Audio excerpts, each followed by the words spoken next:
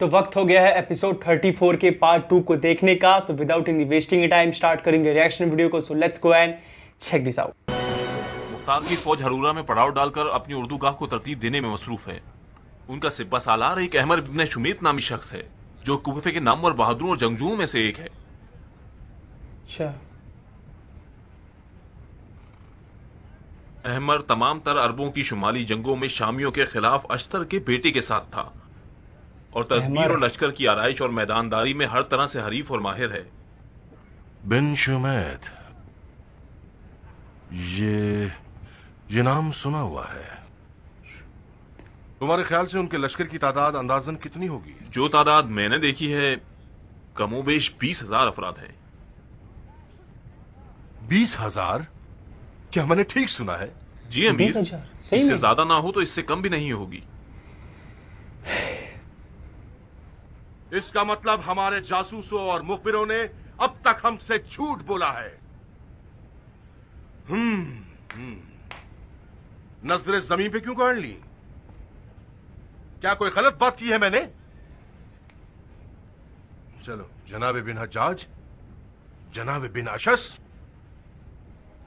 तुम लोग जो मुख्तार के खौफ से कूफे को छोड़ आए और ये दावा करते हो कूफे और कूफियों को अपनी हथेली की तरह जानते हो, कैसे इस कदर गलत फैसला कर गए अपने अंदाजों में?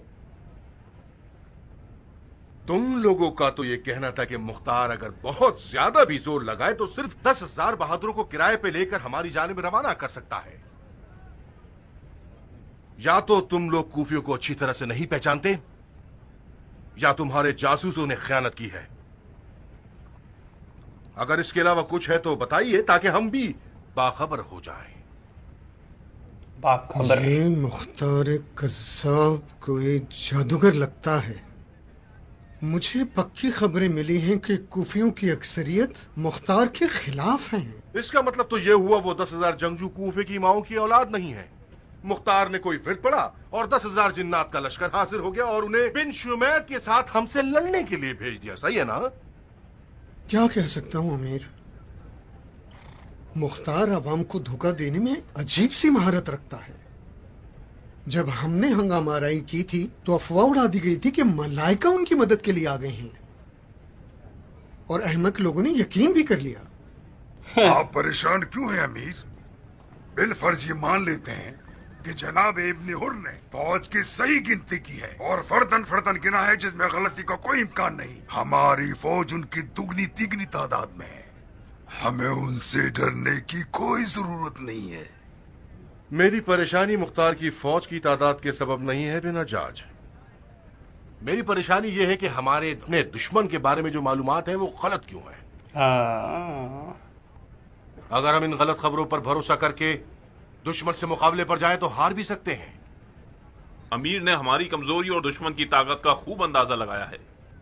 हम उनके सही सवाल का बगैर नाप तोल के क्यों जवाब देना चाहते हैं? मैं आपसे कुछ गुजारिश करना चाहता हूं अमीर। मुख्तार के लश्कर के ज्यादातर लोग अरब नहीं अजम हैं। मैं जनाब बिन अशस की राय से मुत्तफिक हूं। कूफे के अरब और शरीफ जादों को मुख्तार और उसकी हुकूमत कुछ ज्यादा पसंद नहीं है। ये ना होता तो मैं कभी सिर्फ चंद अफराद के साथ मुख्तार की जड़ों तक नफूज करके अपनी बीवी को भगा नहीं पाता। इब्न हुर, ये कोई नई बात नहीं है हमारे लिए। हम सब जानते हैं कि अजम हजरात मुख्तार के फिदाइयों की बड़ी तादाद में हैं और अपनी जान के सौदे पर उसकी हिमायत करते हैं। मैंने बारहा यह सुना है कि मुख्तार के लश्कर में जबान अरब बिल्कुल अजनबी सी है। हाँ, बिल्कुल हक बजानिब हैं। खसलत मुख्तार यह है कि अपने हीलों से अपने हरीफ को तशवीश में डाल दे। मेरी राय यह है कि अमीर के पास मुख्तार से मुकाबला करने के लिए ज्यादा मुहक्कम मौकफ मौजूद है। जनाब मुहल्लब, मुख्तार के सहरो जादू तोड़ने में और जंगी मुश्किल गिरोहों को खोलने में यकताए जमाना है। बेहतर यह होगा कि इन जैसे के होते हुए अमीर गुस्सा न करे ताकि तमाम सिपाही भरपूर अंदाज में मैदान में उतर सके।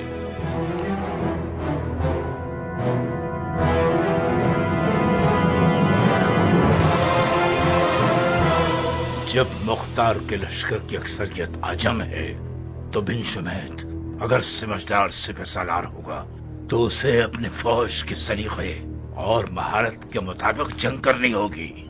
खूब। तो गौर फरमाइए अमीर, मुख्तार की फौज हमारी फौज की 1/3 है। ईरानी हजरात ऐसे हालात में अपने सर छुपा लिया करते हैं, कछुए की तरह दिफाई जंग करते हैं, न कि हुजूमी। तो वो लोग अपनी पूरी उर्दूगाह के चारों तरफ यकीनन खंदक खोदेंगे और खंदक की खुदाई उनकी आधी तवानाई को खत्म कर देगी। आप यूं ही समझिए कि आपको सिर्फ 10,000 जंगजुओं से लड़ना है।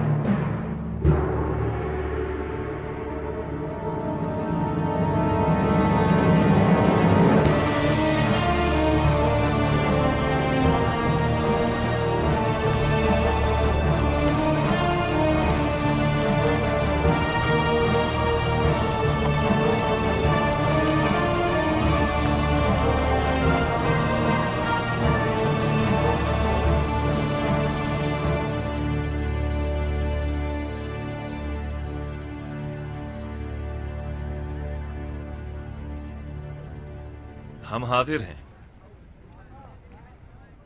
तवज्जो कीजिए, दुश्मन के लश्कर की कसरत और हमारे लश्कर की किल्लत के जेर नजर अपनी उर्दूगाह के चारों तरफ हमें जंगे अहजाब की तरह खंदक खोदना होगी ताकि हर लिहाज से महफूज रहे। ये राय बुरी नहीं है। तुम्हारी क्या राय है अबू उमरा? यार खंदक खोदे चाहे बहुत जो टाइम भी, लग जाएगा। खंदक की बहुत टाइम खुदाई लग एक जाएगा। जंगी हरबा है जो ईरानियों से मखसूस है। मेरे ख्याल से जनाब बिन वहाब मजाक कर रहे हैं। मैं जाती तौर पर मज़ाहिया मिजाज रखता हूँ, मगर खंदक खोदने के सिलसिले में मजाक नहीं किया मैंने, क्योंकि मुझे यकीन है कि हम खंदक खोद के दुश्मन को नाकाम बना देंगे। खंदक की खुदाई, वो भी इस पथरीले बयाबान में? ये तो खिलाफ मसलिहत है। जनाब अबू उमरा, क्या आपके पास इस मुखालफत के लिए कोई दलील भी है? एक तो ये कि खंदक खोदना एक शहरी दिफा का तरीका है।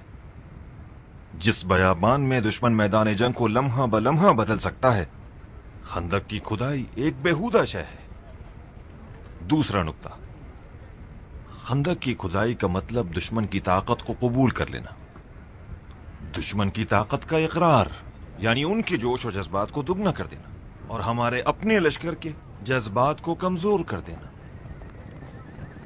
तीसरा नुक्ता, खंदक की खुदाई यानी दिफाई तौर पर सर छुपा लेना, जबकि हम दुश्मन पर हुजूम करने आए हैं। चौथा नुक्ता, खंदक की खुदाई फौज की तवानाई को जाया कर देगा, लश्कर थक जाएगा, थकी हुई फौज की जंगी तवानाई कम हो जाती है। यस। पांचवा नुक्ता, काफी है अबू मुरा, मैंने और मेरी 7 पुश्तों ने हार मान ली। भाइयों, मुझे लगता है अबू उमरा के दलाइल माकूल और जानदार हैं। इब्ने वहाब, अपने जासूसों से कहो दुश्मन की तमाम तर हरकत को हूबहू बताएं। खुदा ने चाहा तो हम हरूरा को दुश्मन का कब्रिस्तान बना मतलब खंदक नहीं खोदा जाएगा अब, है ना? बाप रे।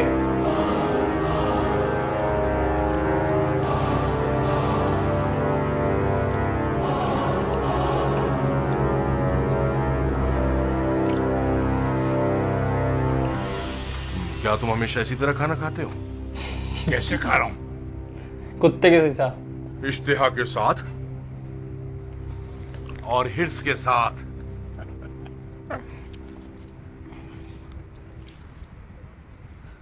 एक जंगजू के लिए खाना बिल्कुल ऐसा है जैसे शेर के लिए शिकार। इस पर हमला करना पड़ता है। नाक, मुंह, कान, आंख, बाल, दाढ़ी सब डाल दो उसके अंदर। ताबीर अच्छी है तुम्हारी। तो फिर हम जो इत्मीनान से खाना खाते हैं जंगजू नहीं कहलाएंगे? हर काम के लिए अलग फलसफा होता है। जंग के वक्त पर शुजाअत, नमाज के वक्त पर इताअत, क़ज़ावत के वक्त पर इंसाफ, अमीरी के वक्त दरायत, खाने के वक्त शकावत और सोने के वक्त रहने दो। पीने के वक्त तो फिर हमें भी सिखा दो कंजूस। देख के खुद सीख लो बंदे खुदा। किसी ने तुम्हारे हाथ पांव तो नहीं बांधे? आंखें देखने वाली, कान सुनने वाले, जबान बोलने वाली, उम्र भी कमाल की है और अकल बेहिसाब है माशाल्लाह। जाहिर नसीब तुम्हारे। काश तुम्हारे ये फलसफे हमारे लिए भी काबिल कबूल होते। क्यों ना हो जाने दिल, बताइए। सबसे बड़ी बुराई मुख्तार है मोहल्लब। मुख्तार से मुकाबला करने की फिक्र ने हमारा खाना पीना और नींद हराम कर दी है। इसका लुक डाकू समान है पूरा। अब तो नमाज में भी ज्यादा शक करने लगा हूं। तो इसीलिए जमात पढ़ाना छोड़ के फरादा नमाजें पढ़ते हो? क्या करूं, जो इमाम जमात शक्की हो उसकी नमाजियों की नजर में कोई इज्जत नहीं होती।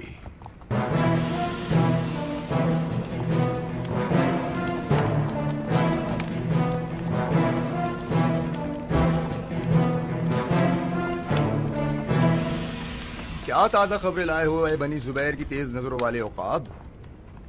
अमनो अमान है शहजादे। मुख्तार के बेलचे और कुल्हाड़ियों की क्या खैर खबर? बेलचों और कुल्हाड़ियों की जरूरत नहीं है। सब लोग अपनी तलवारों को सैकल कर रहे हैं। सच कह रहे हो?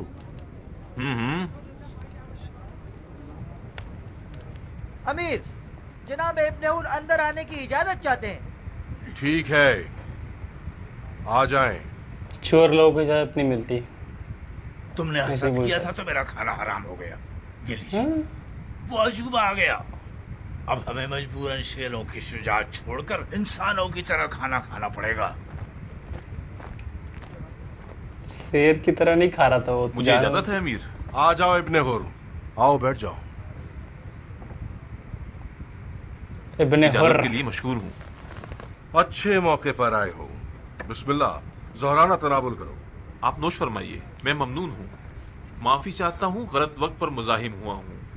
बहुत खबर ही गलत ऐसी वक्त है है। कि मुझे लगा जो वक्त ज़ाया होने से पहले आपको पता चल जानी चाहिए। लश्कर बिन शुमैत ने जनाब मोहल्लब की पेशगोई के मुताबिक बिल्कुल नहीं किया। मतलब क्या नहीं किया? अपनी उर्दूगाह के गिर्द खंदक न खोदी है न इरादा है। या अब इसका टकला बजाओ।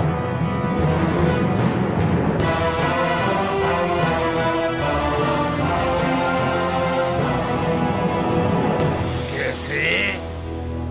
बज़ाहिर बिन शुमैत खंदक की खुदाई पर माइल था, मगर कैसाने अबू उमरा ने उसकी राय ठुकरा दी। क्या अबू उमरा भी बिन शुमैत के साथ आया है? फिर जी हाँ, आया है। तो पहले क्यों नहीं पता चला? क्योंकि मुझे अच्छा। जरा बराबर भी ये गुमान न था कि कैसाने अबू उमरा एक आम सिपाही की तरह बिन शुमैत के रकाब में हाजिर होगा। पहेली तो ये है कि अबू उमरा के होते हुए मुख्तार ने अपने लश्कर की सिपा सलारी बिन शुमैत को क्यों दे दी? अब तुम ये क्या आग मत कहते हो लगा इस देना। बारे में? मुझे लगता है कि अबू उमरा मुख्तार के गजब का निशाना बना हुआ है। कैसे? जहां तक मैंने सुना है, जब अबू उमरा को हुरमुला ने ऐसा दाग दिया, उसे खाना नशीन बना दिया। कुछ अरसे तक हर शख्स और हर चीज पर शक करने लगा था, हत्ता कि मुख्तार और उसके कयाम पर भी। ये शक मुख्तार पर बहुत गिरा गुजरा। अब वो कैसे कमर सीधी करके हरूरा की तरफ आ गया और मुख्तार ने इसे रजामंदी भी दे दी, ये तो खुदा ही जानता है। हाथी को प्याले के नीचे छुपाना चाहते हैं? बहुत खूब, इससे ज्यादा अच्छा हरगिज ना होता। क्या कोई मंसूबा है तुम्हारा? मंसूबा फकत ये है कि जनाबे इब्ने हुर इनमें फूट पड़वाएंगे। ओ भाई साहब, मैं वही सोच रहा था। भाई साहब भाई साहब भाई साहब, यही सोच रहा था। मैं यही सोच रहा था।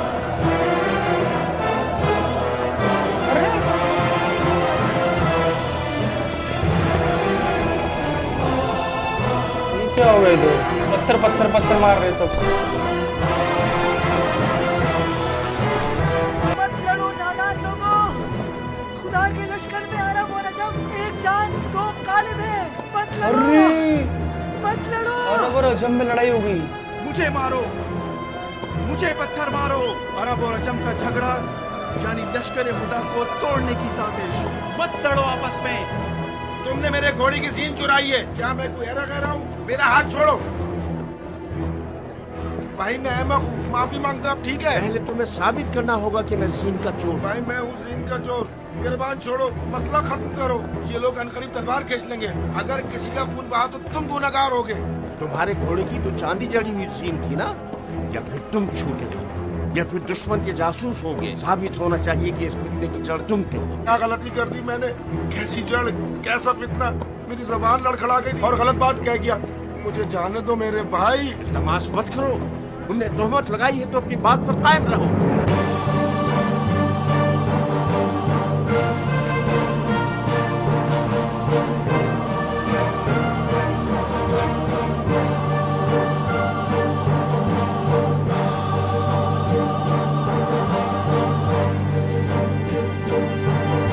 ये बहुत गलत हुआ यार।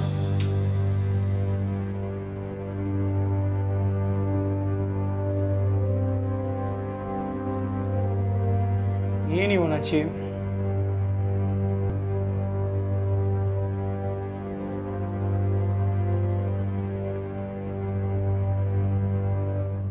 मरहबा अरब, आजम पर दुरूद। क्या अमानतदारी दिखाई है? क्या यही था अपने आदिल अमीर की इताअत का तरीका जिससे आपने अपने मजलूम इमाम के खून के क़िसास के लिए बेअत की थी?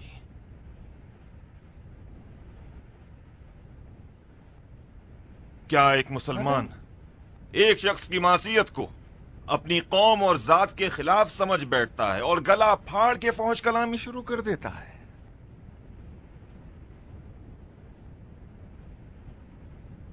तुम लोगों को क्या हो गया था जो अपने गुस्से को लगाम न दी? क्या तुमने सुना? इन लोगों ने अजम की तौहीन की है। क्यों नहीं, मैंने भी सुना। जो अजम चोर होगा उसे चले जाना चाहिए, और झूठा अरब दीवार पे दे मारने के ही काम आ सकता है। क्या ये सब तौहीन है? ये तोहमत है कियान, एक गलत तोहमत। हाँ, तोहमत है। तो क्या झूठी तोहमत पर फौरन तलवार उठा लेनी चाहिए या उसे अदालत में ले जाना चाहिए? क्या बात? तो क्या तुम लोग काजी उल कुज़ा थे जो एक गैर साबित शुदा तोहमत पर खुद ही हुक्म लगा बैठे और सजा भी दे दी? ये शैतान का काम है बूमरा। एक चश्मे ज़दन में शैतान ने इस कौम के ईमान को अपनी झाड़ू से समेट लिया और ले गया। इनकी अरबी गैरत की रगें फूल गईं कि अनकरीब इनका दम घुटने वाला था। मैं इन लोगों की बदकलामी की खातिर शर्मिंदा हूं। तुम्हारा दुश्मन शर्मिंदा हो सरदार? जो शख्स अरबों की एक जाहिलाना खसलत के खिलाफ खड़ा है वो तो सरबुलंद है, ना कि शर्मसार। मुझे तो ताज्जुब है कि मुतासब अरब और अजम खुदा के लश्कर में क्या कर रहे हैं। कौम परस्त इंसान शैतान का सिपाही है। मेरी मदद करो बहादुर कियान, मुझे इतनी शिद्दत से दबोच रहा है कि मेरी हड्डियां तोड़ देगा। छोड़ दो इसे। कब से ये भाग जाएगा ज्ञान। अब भागने का वक्त नहीं बचा इसके पास, छोड़ दो।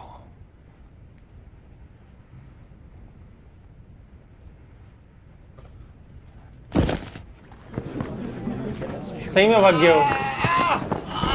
देखा आप लोगों ने? अगर इसकी दाढ़ी में तिनका ना होता तो क्या वो भागता? मुझे यकीन है कि वो दुश्मन का जासूस है। नहीं, ये तो इन लोगों को समझाना पड़ेगा जो छोटी सी बात पर गैरतमंद बन जाते हैं। फूट डाल निकला है, पता? पहली छोड़ दो मुझे जाने दो, छोड़ दो मुझे। साग लगाने आ जाते हैं लोग, सुपहरी के लोग।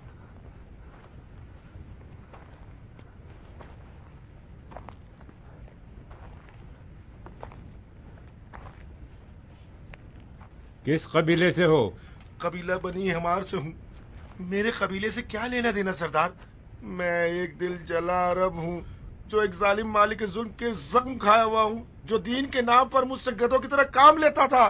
मुख्तार का सिपाही बन गया ताकि उसकी रकाब में गैर अदलाना हरकतों का किला कमा कर सकूं। क्या खूब किला कमा किया तुमने।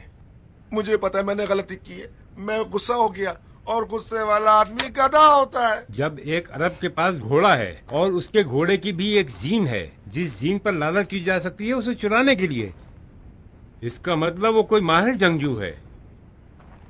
तो वो किसी गिरोह, किसी दस्ते, किसी से ताल्लुक तो होगा। तुम किस दस्ते के रुकन हो? दस्ता?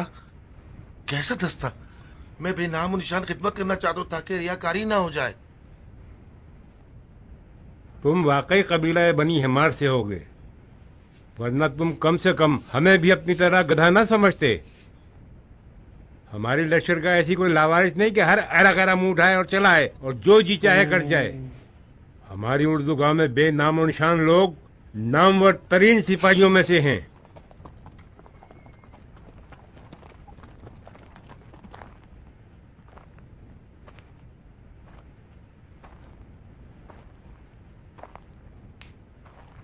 क्या तुम लोगों में कोई ऐसा है जो इस मशकूक अरब को जानता हो? पता नहीं कौन है। चेहरा जाना पहचाना नहीं लगता, इससे पहले कभी नहीं देखा। न जाने कौन है ये तो जासूस लगता है। हमारे दरमियान तो नजर नहीं आया ये। झगड़ा करने आया था, इसके कारण झगड़ा हो गया है तेरी तो। अगर तुम इकबार जोड़ कर लेते तो तुम्हारी निजात की उम्मीद बाकी रहती। जा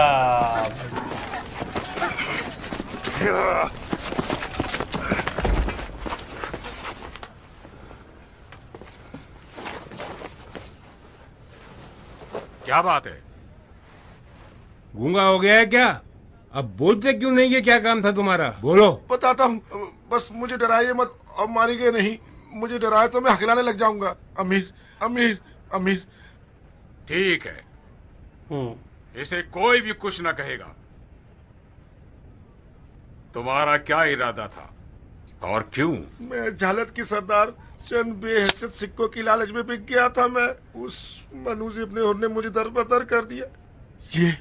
ये तय पाया था कि उसके सिपाहियों के साथ आपके सिपाही को लिबास पहन ले और आपके उर्दू गांव में दाखिल हो जाए और अरब अजम को एक दूसरे का दुश्मन बना दे।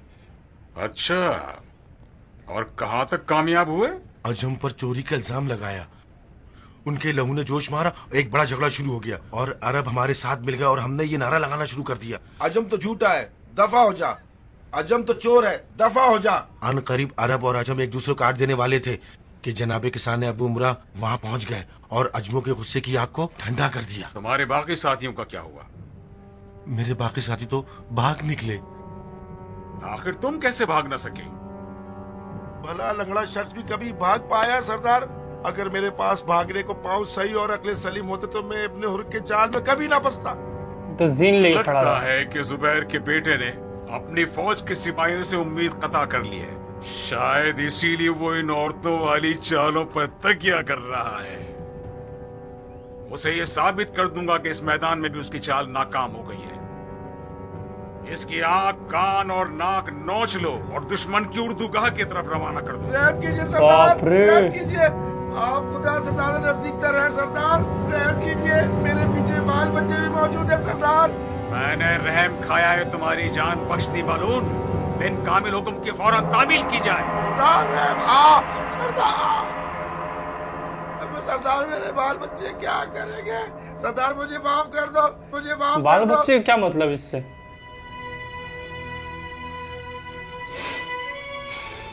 मैं शुक्रगुजार हुआ मुमरा। हमेशा की तरह आज फिर तुम्हारी अक्लमंदी की वजह से एक बड़ा फितना फैलने से पहले ही खत्म हो गया। सुनो बिन शुमैर, दुश्मन के लश्कर में एक मुहल्लब जैसा सियासतबाज मौजूद है जो अपने हरीफ को तबाह करने में उस्ताद माना जाता है। जो भी आवाज तफर्रुके की बू के साथ सुनाई दे तो समझ लेना कि दुश्मन के गले से निकल रही है। That's it. एपिसोड 34 यहाँ पे ख़त्म होता हुआ लिटरली। क्या चाल चले जा रहे हैं यार। ये जब से इब्ने हुर इनकी फ़ौज में आया लिटरली बहुत अजीबोगरीब चाल चल रहा है, बहुत अजीबोगरीब चाल चल रहा है। इस बार ये अरब और अजम की लड़ाई करा दी। लाइक उसने पहले सोचा था कि खंदक खोदेंगे तो 20,000 फौज है तो कम से कम 10,000 फौज उसमें बिजी हो जाएंगे एंड वो थक जाएंगे, तो हम 10,000 फौज पे हमला करके जीत लेंगे।